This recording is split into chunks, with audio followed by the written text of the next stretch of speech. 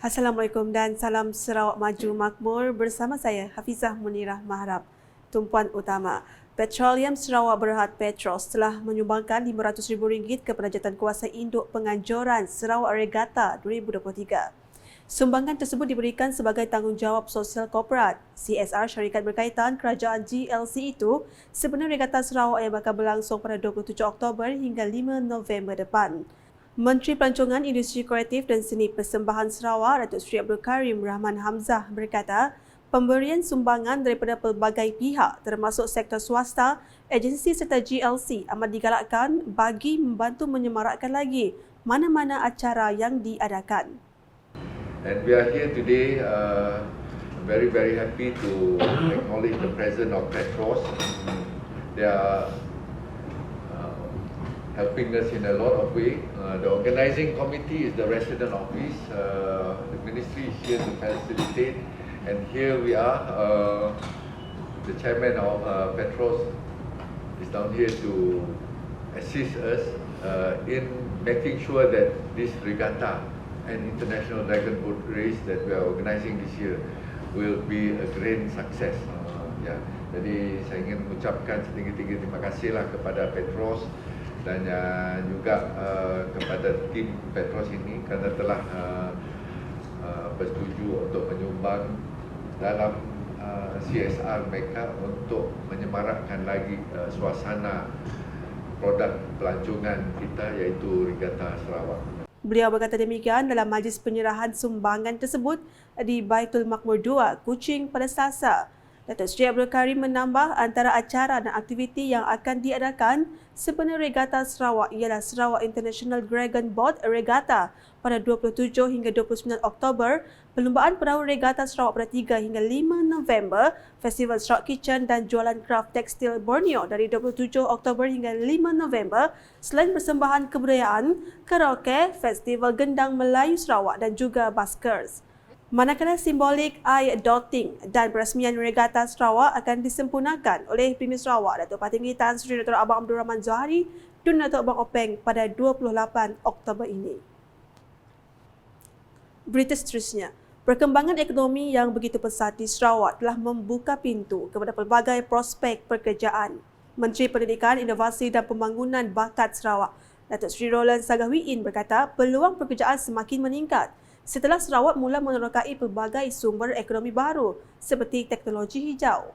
Furthermore, Sarawak's abundant natural resources fuel a flourishing energy and mining sector, providing a plethora of openings for engineers, environmental scientists, and logistics experts.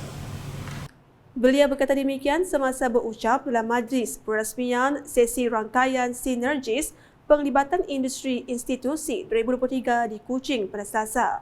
Mengulas lanjut mengenai peluang pekerjaan di Sarawak, Datuk Seri Roland Sagah memberitahu sektor pendidikan di negeri ini turut berkembang bagi memenuhi kehendak semasa.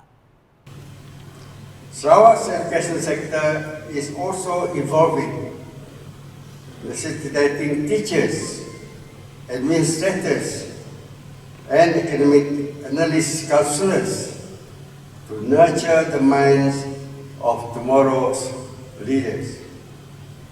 Justru katanya peluang pekerjaan ini harus diperkasakan dengan kemajuan teknologi sedia ada agar kekal relevan. Manakala Majlis Seni Sarawak MSS telah melancarkan Minggu Integriti Majlis Seni Sarawak MSS 2023 bagi memupuk kefahaman, penghayatan dan pembudayaan nilai-nilai integriti dalam kalangan warga MSS. Ia selaras dengan hala tuju tadbir urus MSS yang komited dalam meningkatkan pembudayaan integriti serta mengurangkan taraf risiko rasuah. Timbalan Menteri Pelancongan, Industri Kreatif dan Seni Persembahan Sarawak, Datuk Snoden Lawan berkata, dalam menjalankan amanah dan tanggungjawab MSS, amat terdedah kepada tohmahan, fitnah maupun aduan yang akan menyebabkan mereka disiasat pada bila-bila masa. Justru itu adalah menjadi tanggungjawab kita semua untuk sentiasa mengingatkan kita supaya menghayati dasar-dasar sedia ada kerajaan memahami aspirasi dan ekspektasi Malaysia Madani ataupun Sarawak Maju Makmur, memahami peraturan-peraturan yang telah ditetapkan serta memastikan program dan aktiviti yang dirangka dapat dilaksanakan dengan jayanya. Beliau berkata demikian ketika berucap mewakili Menteri Pelancongan, Industri Kreatif dan Seni Persembahan Sarawak, Datuk Seri Abdul Karim Rahman Hamzah pada Majlis Pelancaran Minggu Integriti MSS 2023 di Kuching pada Selasa. Minggu Integriti MSS ini yang bermula pada 23 hingga 27 Oktober ini dirangka dengan menyasarkan kepada pemantapan nilai integriti dalam kalangan warga kerja MSS. Antara aktiviti yang dilaksanakan ialah ceramah motivasi integriti dan ceramah bertajuk Kesalahan-kesalahan di bawah Akta SPRM 2009 serta seksi perkongsian mengenai Whistle-blowing Policy and No-Give Policy. Selain itu, MSS turut mengadakan MSS Podcast, pertandingan karaoke integriti, program integriti fit, SIM Kenyalang, sesi pengisytiharan harta dan kuis integriti. Keperkembangan di Bintulu, Sarawak mengamalkan politik sihat dengan rakyatnya khusus dari konstituensi Jepak diseru agar menyambut baik kedatangan semua calon pilihan raya yang berkunjung ke tempat masing-masing. Menurut Timbalan Menteri di Jabatan Premier Sarawak Hal Ehwal Korporat, Penerangan dan Unit Komunikasi Awam Sarawak UKAS, Datuk Abdullah Saidul, tempoh berkempen semasa pilihan raya kecil PRK kali ini merupakan masa untuk mempromosikan semua calon yang bertanding. Tegasnya, kelakuan sopan adalah adat dan budaya Sarawak, manakala amalan saling membenci dan pergaduhan tidak boleh diamalkan dalam politik tempatan. Beliau berucap demikian pada program kem eksplorasi belia di Rumah Enbau pada Selasa. Sementara itu, Ahli Dewan Undangan Negeri Abdul Somad itu berkata, barisan pemimpin kerajaan Sarawak bekerja keras untuk menjamin kesejahteraan masyarakat tempatan yang mana usaha mereka sentiasa diteliti menerusi penghantaran laporan kerja masing-masing. Dalam itu, Datuk Abdullah turut berkesempatan merasmikan tadika kemas Rumah Enbau. Paparan berikutnya, golongan muda memiliki kemampuan untuk memahami perubahan yang berlaku di sekeliling mereka dan memikirkan masa depan yang baik bagi semua pihak.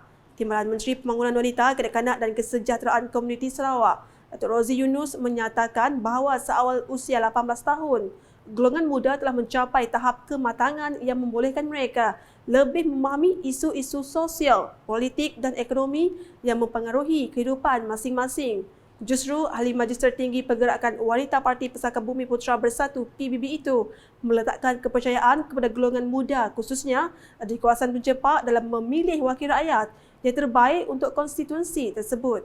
Beliau turut menaruh keyakinan bahawa pengundi muda ini akan berfikir dengan teliti dan bertindak bijak sebelum melaksanakan tanggungjawab mereka pada PRK yang akan diadakan pada 4 November depan.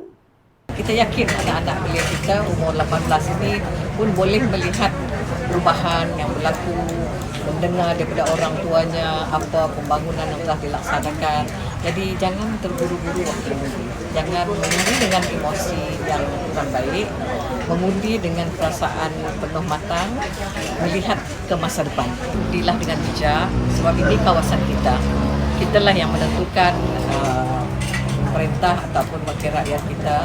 Kita dah melihat pembangunan yang dilaksanakan. Jadi kita fikir secara matang. Ini sangat penting sebab yang ditentukan ini adalah masa depan belia-belia sendiri. Beliau berkata demikian semasa ditemui pada Majlis Santai Jom Ngupi yang disempurnakan oleh Timbalan Premier Sarawak, Datuk Ahmad Awang Tengah Liasan di Kampung Sebiu, Bintulu pada Isnin. Sementara itu, pada pagi Selasa, Datuk Rozi telah meluangkan masa menyantuni warga tempatan dalam satu program ringkas di Abida Cafe, Bintulu. Ahli Majlis Tertinggi Pergerakan Wanita PBB itu berkata, program tersebut diadakan bagi mengimbau kembali kenangan bekas Adun Jepak, Datuk Talib Zulkifli yang kerap berkunjung ke kafe tersebut untuk beramah mesra dan mendengar keluhan warga tempatan tanpa mengira kaum maupun agama. Program hari ini sebenarnya yang mereka gelar sebagai ngeteh ya. Ini ngeteh jom ngeteh. Jadi ini sebenarnya juga program santai untuk bawa bersama rakan-rakan, sahabat-sahabat kita untuk minum. Sebenarnya kedai kopi ini punya sejarah sendiri. Ya, sebab di sini adalah tempat selalunya arwah ya, Dato' Alif bila datang ke kawasan dia akan selalu bila nampak ada rombongan daripada Dato' Alif, arwah Dato' Alif untuk mengimbau kenangan, untuk mengingatkan semula, malah sangat-sangat nostalgia ya, bagi mereka di Bintulu. Sebab bila biasanya ya, arwah datang, dia akan duduk sembang-sembang santai. Jadi kita teruskan juga untuk santai di kedai. Sebab bila sejak kedai ini, semua orang tahu ini bekas arwah. Dalam hal itu, aktiviti ramah mesra ini turut disertai kira-kira 100 warga Jepak dan kawasan sekitarnya. Sekian edisi malam bersama saya Hafizah Munirah. Berita berlanjut boleh didapati di semua platform media sosial UKAS termasuk portal UKAS Sarawak, The Job, Videotime dan UKAS Channel di YouTube. Sebelum mengakhiri buletin edisi malam ini, saksikan serotan Majlis Perasmian Sesi Rangkaian Sinergis Penglibatan Industri Institusi 2023 yang telah disempurnakan oleh Menteri Pendidikan, Inovasi dan Pembangunan Bakat Sarawak, Datuk Seri Roland Sagahwiin pada Selasa. #Saluran Informasi Rakyat, Salam UKAS.